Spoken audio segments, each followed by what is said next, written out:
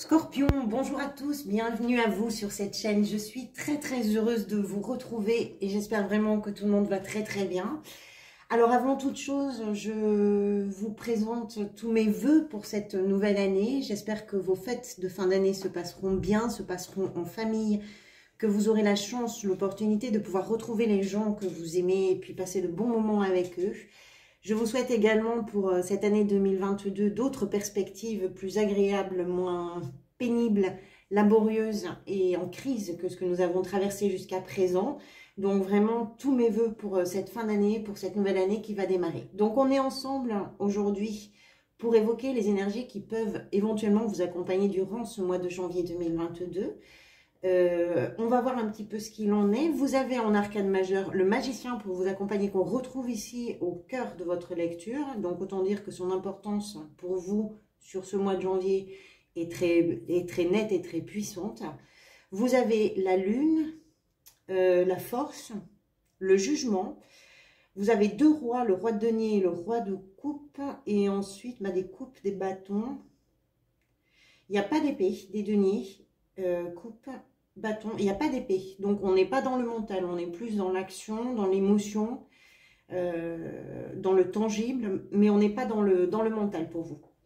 Allez, on va démarrer tout de suite avec le battleur, donc le magicien, qui vous accompagne durant ce mois de janvier. Alors le magicien, c'est une énergie qui est d'abord très enthousiaste, très vive, c'est quelqu'un qui est très audacieux. Je pense que sur ce mois de janvier, la vie va vous proposer, ou que vous allez vous sentir vraiment poussé à avoir de l'audace, à vous rendre compte aussi que ce dont vous disposez comme outils, comme possibilités, comme potentiel, comme talent, peuvent vraiment émerger d'une situation ou d'une autre, peu importe. Vous avez vraiment des capacités qui sont là, qui sont présentes, sur lesquelles vous pouvez vous appuyer pour arriver à transformer quelque chose. Je n'oublie jamais que le magicien tient sa petite baguette magique et qu'il est capable de toutes les transformations.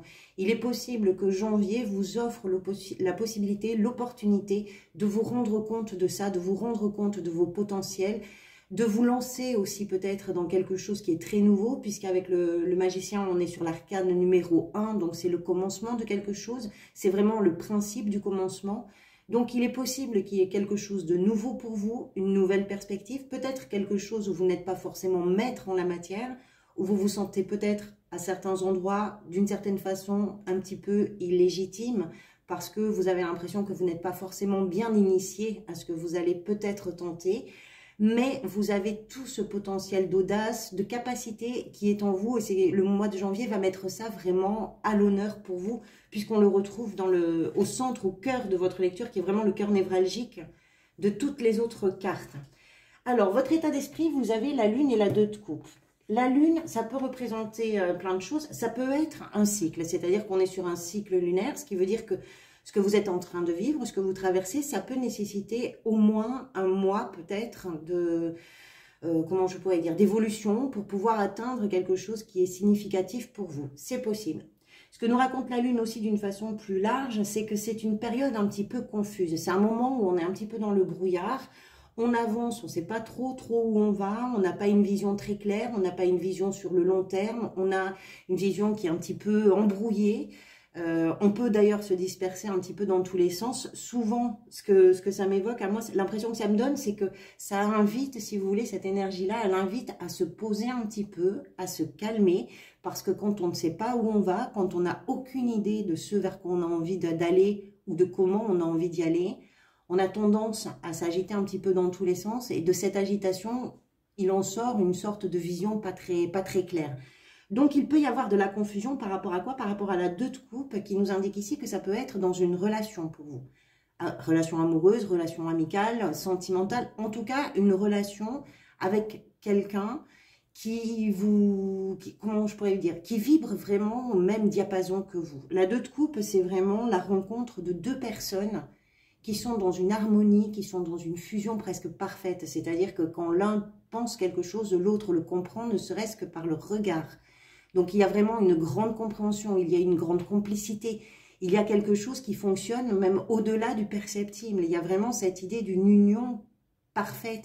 Chacun apporte quelque chose à l'autre, il y a quelque chose qui se construit. Donc, il est possible pour certains d'entre vous, qu'il y ait une forme de confusion dans une relation qui peut-être est très très importante dans votre existence. Si ce n'est pas le cas, on peut parler, s'il ne s'agit pas d'une relation pour vous, pour les célibataires par exemple, on peut parler d'une situation qui fait vraiment vibrer votre cœur, que ce soit professionnel, que ce soit familial, peu importe ce que ça peut être, mais d'une situation en tout cas qui répond parfaitement à ce que votre cœur désire, à ce que votre cœur veut, à ce que votre cœur, à ce à quoi vous rêvez. C'est-à-dire que c'est l'idée d'une situation qui vous colle vraiment à la peau, mais d'une façon incroyable. Donc il peut y avoir une confusion pour vous dans cette situation qui nécessite là que vous fassiez un petit peu de calme peut-être pour y voir un petit peu plus clair. Alors, quelle est l'énergie qui vous a poussé vers ça? C'est le roi de denier. On peut avoir plusieurs choses avec ce roi de denier. Ça peut représenter, si c'est le cas par exemple d'une relation, ça peut représenter un personnage d'un signe de terre, taureau, vierge ou capricorne. C'est possible. Quelqu'un qui fait autorité, quelqu'un qui tient les cordons de la bourse. Ça peut représenter aussi un banquier, ça peut représenter un agriculteur, quelqu'un, si vous voulez, qui est à la tête d'un bien, par exemple, et qui s'impose par le fait que c'est une personne qui dirige, c'est un roi. Donc c'est quelqu'un qui est vraiment sur le trône, c'est quelqu'un qui commande. Donc ça peut être lié à ça, c'est-à-dire que vous êtes peut-être en prise là dans une relation effectivement avec quelqu'un qui est très dominant, qui peut faire autorité dans un domaine. Avec les deniers, on est souvent dans les finances, dans le financier, mais on est dans la matérialité des choses. Ça peut être aussi par rapport à certaines valeurs qui sont importantes pour vous, c'est possible. Donc peut-être que ce qui vous a poussé vers ça, c'est une situation dont vous avez peut-être besoin de vous émanciper, c'est possible. C'est possible aussi pour certains d'entre vous que vous ayez atteint un certain confort de vie, que vous ayez atteint un point culminant dans une situation qui est très assise, qui est très confortable, qui est très aboutie d'une certaine façon, qui vous permet aujourd'hui de pouvoir envisager l'avenir, de pouvoir envisager ce qui reste à faire peut-être, de pouvoir envisager également de vous lancer dans quelque chose de nouveau, parce que justement vous avez atteint cette place qui est un trône. Vous avez stabilisé votre situation, vous avez stabilisé vos finances, vous avez stabilisé votre maison. Donc soit c'est pour vous émanciper de quelque chose, soit c'est parce que vous avez atteint ce niveau-là que vous pouvez maintenant ouvrir la porte à quelque chose de nouveau, même si vous n'y voyez pas encore très clair sur ce que vous désirez vraiment. La lune et la 2 de coupe, ça peut nous parler de ça. C'est-à-dire qu'on a un désir qui est très fort, qui est très important, qui résonne vraiment à l'intérieur de soi, mais qui n'est pas encore très bien défini. Donc c'est tout à fait possible. Avec le magicien, vous avez envie de changer la donne. Vous avez envie de transformer quelque chose. Donc suivant votre situation, effectivement, ce roi voudra dire une chose ou une autre. Ce que vous voulez, vous, c'est la 5 de bâton. Ce que vous voulez, c'est vous battre pour ça. C'est défendre cette idée-là, c'est défendre ce projet, c'est défendre cette relation. La 5 de bâton, c'est une énergie d'abord qui est très chargée. Avec les bâtons, on est dans le feu, on est dans la passion. Avec cette 5, on comprend bien qu'il y a soit de la concurrence, soit des argumentaires en face qui arrivent un peu en sens contraire, soit à l'intérieur de vous, une bagarre qui est en train de se mener, justement peut-être pour aboutir un projet, pour faire émerger un projet. En tout cas, c'est quelque chose qui vous tient vraiment à cœur parce que ce que vous voulez, c'est vous battre pour cette chose-là. C'est ne pas vous en laisser compter. Il n'est pas question pour vous, si vous faites un pas, que quelqu'un ou quoi que ce soit vous oblige à faire 2 pas en arrière. Vous allez vraiment défendre votre idée, défendre votre relation, défendre votre projet. Vous êtes dans une perspective, vous êtes déterminé, vous êtes enthousiaste pour cette chose-là. Donc là, l'énergie que vous avez et ce que vous voulez le plus, c'est effectivement conserver cette niaque, conserver cette énergie bagarreuse qui se veut compétitive, qui se veut vraiment déterminée pour faire aboutir quelque chose, pour faire évoluer ou transformer quelque chose. Ce qui va vous aider, forcément, on retrouve le battleur. Donc vraiment, ce qui vient vous aider, comme je vous disais tout à l'heure, le battleur, c'est vraiment le principe de toute chose qui n'est pas encore vraiment manifestée, mais qui dispose de tout le nécessaire pour pouvoir s'engager. C'est quelqu'un qui est capable, vous êtes capable là de vous adapter, vous êtes capable d'avoir des coups de génie dans tout ça. C'est un magicien, je ne perds pas de vue qu'il a sa petite baguette magique, c'est-à-dire que même s'il est capable de faire prendre aux autres les vessies pour des lanternes, lui, ce qu'il a surtout, ce sont des compétences incroyables, c'est un enthousiasme incroyable, il a des audaces que personne n'a, il est capable de démarrer. Peut-être que vous êtes en train de vous émanciper d'une cage dorée. Ce roi de denier, c'est peut-être une cage dorée. Peut-être que vous êtes en train de vous ouvrir une porte vers quelque chose qui va davantage vers l'aventure, vers un nouveau commencement, parce que vous avez besoin de vous extirper de cette chose-là, de quelque chose qui était extrêmement stable, qui était bien inscrit dans la matière et qui était marqué vraiment dans la pierre, d'une relation, c'est possible aussi.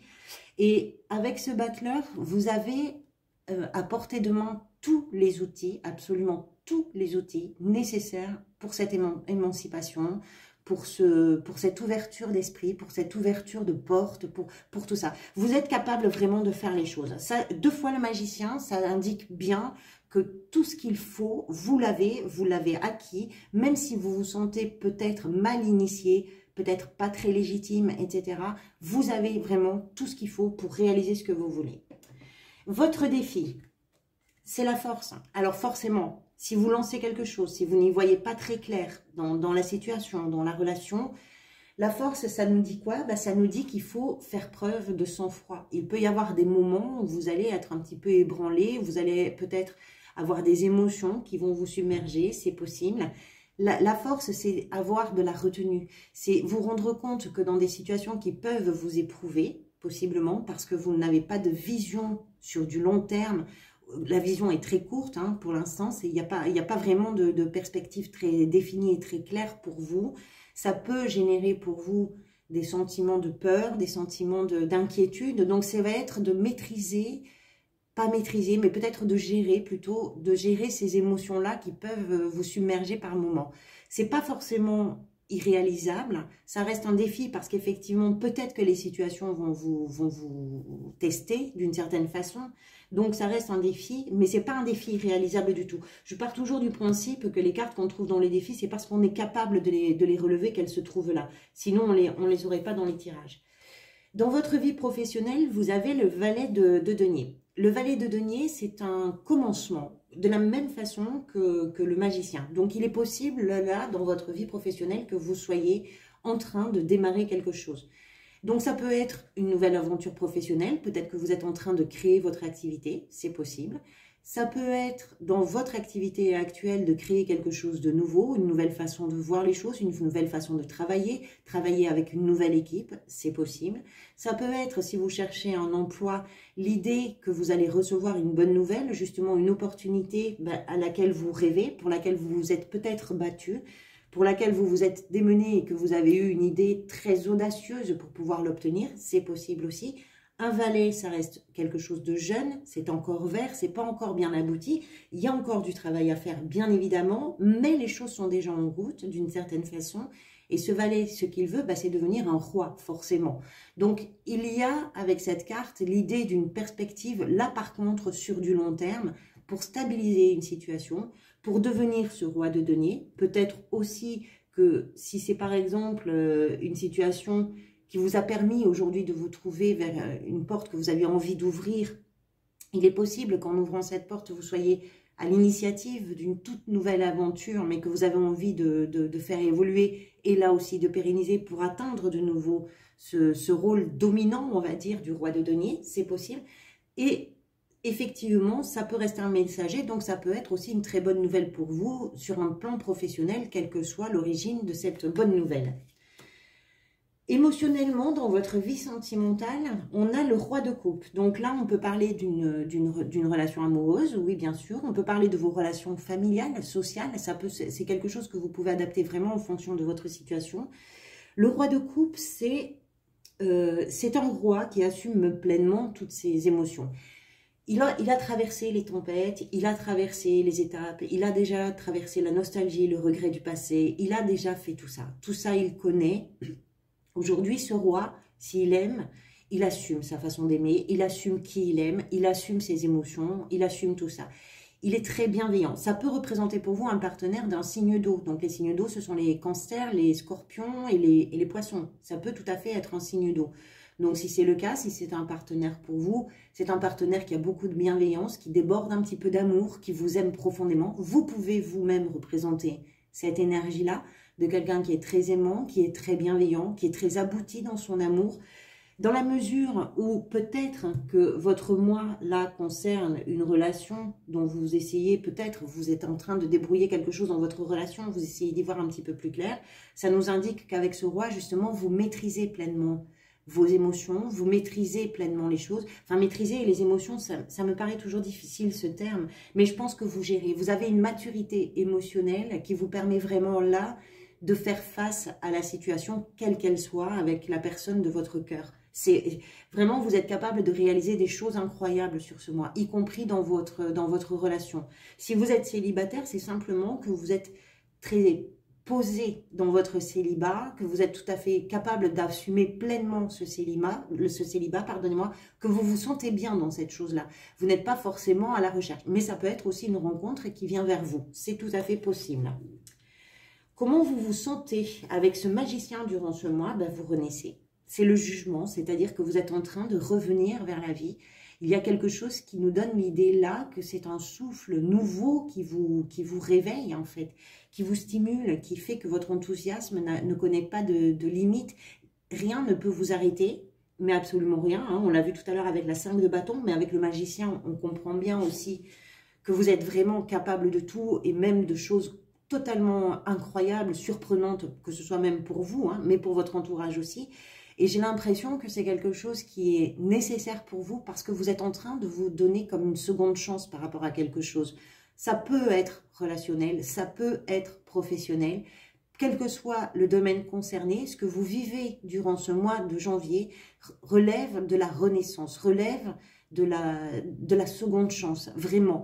Donc, je pense que vous vous sentez bien, même si avec le jugement, on a l'idée qu'avant de renaître, il faut d'abord mourir à quelque chose. Oui, vous comprenez ce que je veux dire, hein. C'est une image bien évidemment, mais on ne renaît pas d'une vie, on renaît de ses cendres, on renaît de tout ce qui a brûlé jusqu'à la dernière cellule. Donc, il y a cette idée-là qu'il faut d'abord passer cette transition. Mais là, maintenant, ce qui se passe en vous durant ce mois de janvier, c'est quelque chose qui s'appuie sur votre cœur, qui part du plus profond de vous. Donc, ça donne un souffle nouveau. Vous avez les poumons qui s'ouvrent, votre cage thoracique qui s'ouvre et vous respirez de nouveau. Donc, il y a vraiment cette idée qui est très forte, très puissante de recommencer quelque chose, mais différemment. Recommencer à partir de votre cœur. C'est très différent. Et ce vers quoi vous allez à la fin du mois, alors il y a la 5 de denier qui est venue, j'avais pas envie de rester juste avec cette carte, pardonnez-moi, donc j'en ai tiré une deuxième qui est la 4 de bâton. Je pense que ce que vous allez vers la fin du mois, la 5 de denier, c'est une carte qui nous indique le manque de tout. Le manque d'amour, le manque d'argent, le manque de toi, le manque d'amis, le manque de légitimité. Ça nous indique l'humiliation, le sentiment de solitude, le sentiment de rejet. Mais accompagné de la 4 de bâton, ça nous indique justement que vous êtes en train de transformer et de renaître de ça. Peut-être que vous avez eu affaire à quelqu'un qui a voulu, c'est possible dans certains cas, qui a voulu vous acculer dans une situation où le manque allait être la première chose qui allait vous toucher.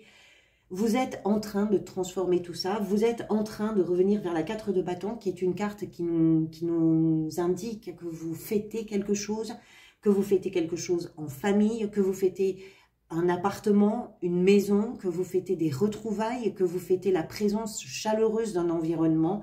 Donc vous êtes en train de quitter, je pense vraiment, cette 5 de denier avec tous ces sentiments qui sont un petit peu lourds, qui peuvent être angoissants, qui peuvent être surtout très stressants. On a quand même 2-5, donc on est sur une idée d'instabilité.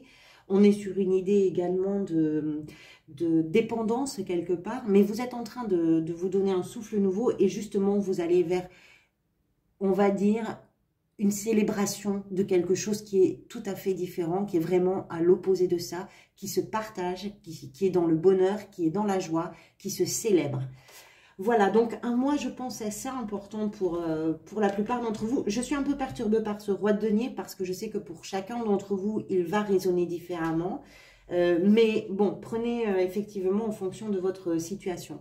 On se retrouvera pour de nouvelles vidéos très rapidement. Merci infiniment à tous du fond du cœur pour tous vos engagements. Vous savez que c'est grâce à vous que la chaîne peut être vue par d'autres internautes.